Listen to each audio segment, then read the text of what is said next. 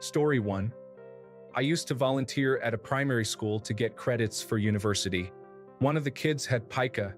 He would eat everything if it wasn't too big. One day, his entire desk just collapsed in front of us. The teacher took him outside and asked if he had eaten the screws holding it together, and he said no. However, he did see a burglar come in during break time and steal them. I don't know, that was pretty stupid, I guess. Story 2. A lad at primary school was utterly convinced he was in the army. When questioned, he claimed it was the kids' army, but insisted they still had real guns.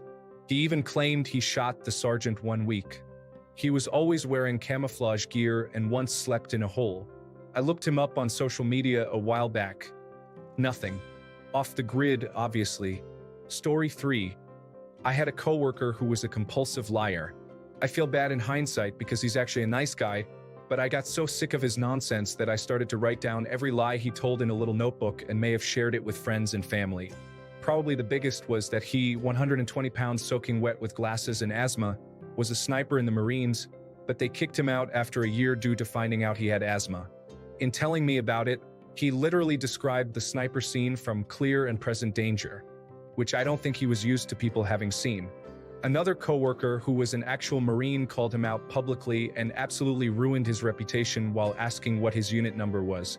Another personal favorite was lying about his cousin who could pitch a baseball well over 100 miles per hour. Got recruited by the Cubs, but decided he didn't want to.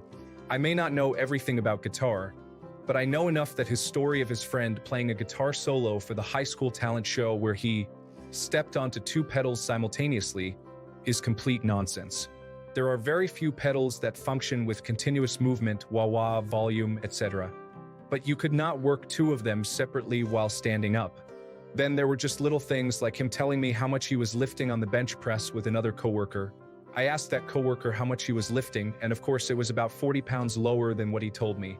There are a ton more, like that he used to break Clydesdales and was a volunteer firefighter and was a highly accomplished DJ and once beat down a child abuser. All of this by age 19 again as a 5 feet 4 inches, 120-pound uncoordinated kid with glasses and asthma, but I don't have the notebook anymore. Story 4. I used to have a friend as a kid who would lie about anything for no reason at all. She told me her grandpa had a pet pig. When her little sister piped up and asked which grandpa, she panicked and said, "You don't know him," laughing my off. Story 5. We had a British guy who just started working here in Canada. He told everyone he was a sniper in the Special Air Service in the Iraq War. The war ended 6 years prior, and I asked how old he was. 23.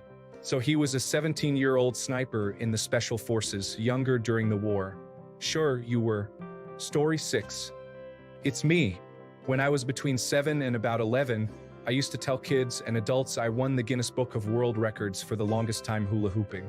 It was such a weirdly specific and easily provable lie, and I have no idea why I maintained it. Story 7. My ex told me she could not talk on the phone because she is sunburned. I used that same excuse on her weeks later when she tried to get back together with me. And, literally word for word, she said, "That is the worst excuse I have ever heard." It has become a meme among people I know now. Story 8. Someone once told me that their microwave was broken because they ran out of microwave fluid. I had to keep a straight face while they asked where they could buy more, still wondering what aisle that is in. Story 9. I once went to school with a kid who said he had a secret lab, and I retorted with a dumber lie of having a cooler and even more secret lab. I was 5 and Dexter's Laboratory was very popular. Story 10. My dad was originally from Tunisia, and one of the guys he knew in his youth was, in his own words, a pathological Tunisian liar. One of the best stories I heard from this guy was when my dad and some of his brothers questioned him about his trip to Italy.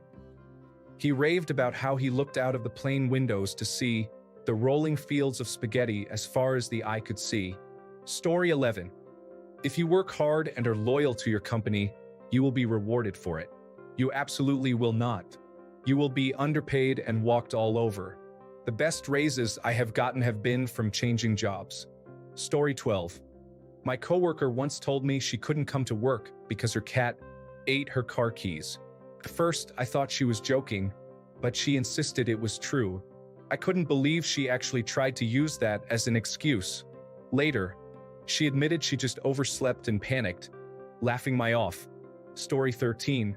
But when you look at the exact same picture, and everything is the same because it was the fountains, the whole thing all the way back from Lincoln to Washington, and you look at it and you look at the picture of my crowd, we actually had more people. Story 14. A friend back in my school days once told me that his mother worked for military intelligence in World War II. I pointed out to him that she would have been 4 years old at that time. History was never his best subject. Or math. Story 15. When I was in elementary school, a girl up the street from me stole one of those balls you would get at Kmart. It was an inflated plastic ball that was around the size of a basketball, but it was usually purple or blue swirled into white, kind of like clouds. Anyway, I saw it at her house and I said, "Oh, this is my ball." And she told me no, it was hers and that her mom bought it for her. I turned it over to the hole where you inflate it, and there was my name written around the hole in my mom's handwriting. She told me that she wrote my name on it so she wouldn't forget my name. We had known each other for years. I said, "Okay, well, this is my ball. It has my name on it. I'm taking it back." Story 16. I heard someone tell a story once about being in a helicopter with about 5 other people that crash landed. Everyone else involved said the landing was perfectly normal. The liar then doubled down and said they had the flight records that proved it was a hard landing. It was a weird hill to die on. Story 17. I started dating this dude. He was a friend of my cousin's. My cousin was getting married, and I was her maid of honor. Her bachelorette party was the same night as the groom's bachelor party. Since I was the maid of honor, I was throwing her party. The night of the party rolls around, and we have a decent time. I check my phone and see all these missed calls from him. Everyone meets back at the bride and groom's place to continue partying. I see the guy and he has a black eye and busted lip. He tells me he got jumped at the strip club in the bathroom by someone that mistook him for, I guess, a person they were mad at. The whole thing is just weird. A couple of weeks go by and one night he drunkenly tells me there wasn't actually a fight in the strip club bathroom. He beat himself up so I would pay attention to him. What? The absolute what? Story 18. My own story. I told my our kindergarten teacher that my dad killed our budgies. He and my mom got called in to meet with the teacher, head teacher, social services support worker, and a caseworker to discuss the violence in the home. We did not, and have not, ever owned budgies. I have no idea why I lied or where it even came from, but I have never been allowed to forget it. Story 19. My first husband went to a party one Saturday night. A few days later, we were looking through the pictures together. In one picture, he was making out with a girl on the dance floor. He denied it. Story 20. I once heard someone say they couldn't come to work because their goldfish was depressed and needed emotional support. It was both the most creative and dumbest excuse ever. Story 21. I was sitting outside on a break at a tech support job in mid-2002, talking with a coworker about their military service in the first Gulf War and how he missed his daughter's graduation due to his deployment when another, unknown to us, coworker appeared and sat down, immediately joining the conversation. He proceeded to lay this one on us. I joined the Navy at 17, so I didn't get to go to my senior spring break trip or graduation because they sent me to 6 weeks of SEAL training in March and then to Somalia. I almost didn't make it home again because my chopper was shot down 2 weeks later, and I was almost taken hostage. I escaped by sneaking through the city after dark until I found another unit who evacuated me back to base. The dude basically claimed to have been sent to Somalia as an 18-year-old Navy SEAL, where he was part of the Black Hawk Down crew. After a few seconds of awkward silence as we just stared at him in disbelief that he would claim something so ridiculous and not knowing where to even begin to disassemble his massive lie, he just wandered off. My friend, completely flabbergasted and understandably angry someone would lie about such a thing, went to HR, demanded they do something about his false claims, and an investigation was launched into his service-related claims. As a witness to his claims, I got to be part of it. Oh joy. Needless to say, he was not a SEAL, was not in Mogadishu, and was never in any danger while sitting at a desk processing paperwork as a clerk in Idaho. This was all the information I was provided at the time. I assume he was at the Naval Warfare Base located in the area. He was, however, fired for falsely reporting his service on his application for employment and making false claims about his service to several other people on other occasions, as well as the incident with us. Story 22. I work in surgery. If you're going to have surgery, they check your labs to see if you're medically okay for surgery. One patient was going to have surgery, but she was positive for cocaine. The anesthesiologist told her they were going to have to cancel the procedure. She said she didn't use cocaine. When she was asked how she could be positive for cocaine, she said that her boyfriend did cocaine and she must have kissed him, and that's how she got cocaine in her system. Story 23. An old coworker of mine who worked in a retail bakery came in late, and his reasoning was because he had to call psychics to come and do an exorcism on his house. He later claimed his brother's fiancée was his own girlfriend, which was easily figured out when he ordered a birthday cake for her, and the brother and fiancée picked it up while he was working. When he eventually quit, he said he was leaving because he was recruited by the Federal Bureau of Investigation. Meanwhile, he was actually starting work at a pharmacy a couple of blocks from our store. He was 21, and we had long ago figured out he was a pathological liar. Story 24. The biggest lie? That there were weapons of mass destruction in Iraq and that Saddam Hussein was about to launch bombs into New York City.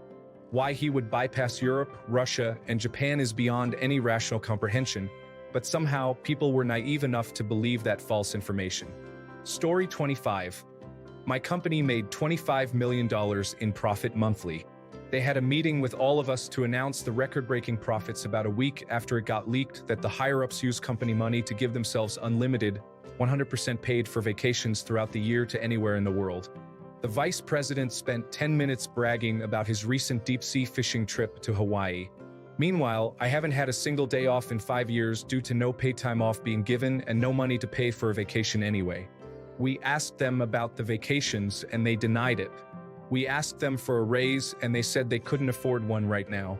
They gave us a pizza party limited to 2 slices per person instead. A bunch of us quit, and due to the extremely specialized nature of our work, they are hemorrhaging money without experienced workers to make their product now. Sorry you had to sell your 4th vacation home, Vice President. No, I'm not. Story 26. I worked with a guy several years ago. You know the type who will just tell you unbelievable stories about themselves that you didn't ask to hear?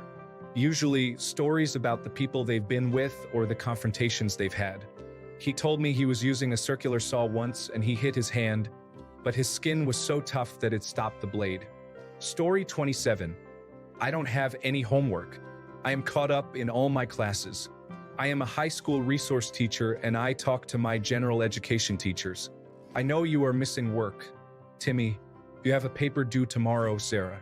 Google did not delete that assignment you never opened. Roger. My job is to help you, and I cannot do that if you lie to me. Story 28. My brother-in-law said, okay, the kiddo's bedtime is 7:30. My nephew playing Minecraft on his tablet right next to his father as he says this. Later at 7:30, I said, all right, time to get to bed. My nephew replied, oh, actually, Dad said since it's Saturday that I can stay up until, 9. Story 29. I had a 45-minute argument with a friend's boyfriend about the dietary habits of beavers. He insisted beavers build dams to catch fish. He has dissected over 300 beavers and found fish heads in their stomachs, as if beavers don't chew their food. It was a Federal Fish and Wildlife Service doing a study. It all started from me saying I wanted to try eating beaver someday and comparing them to nutria. Beavers are not fast. They don't have canines. They build dams instinctually to the point where, if you put a speaker in the woods and play running water sounds, they will pile sticks on top of the speaker. I know my beavers.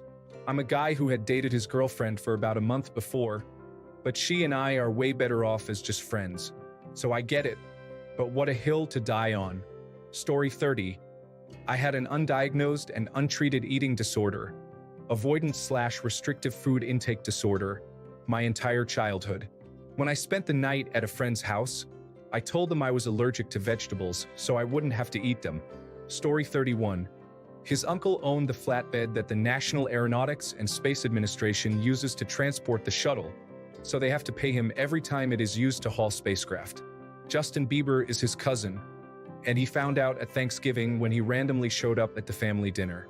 Another workday after mentioning the Thanksgiving thing, he claimed he saw Justin at a local mall and was starstruck. I regret not asking why he did not just go up to his new best friend of a cousin. He also got upset when I said using the Nazi SS symbol as his own logo for his art endeavors was probably not a good idea. He claimed it was fine because he jazzed it up with neon colors. Story 32. My neighbor insists he doesn't have an issue with my other neighbor after blaming him for why their giant car blocks a portion of the private driveway 5 households share. The real problem is that they don't pull in all the way for no good reason. They also made a false report to the police, claiming he had deliberately blocked their car in. This is one of many failed attempts to get him to relinquish his parking spot, a piece of land he legally owns.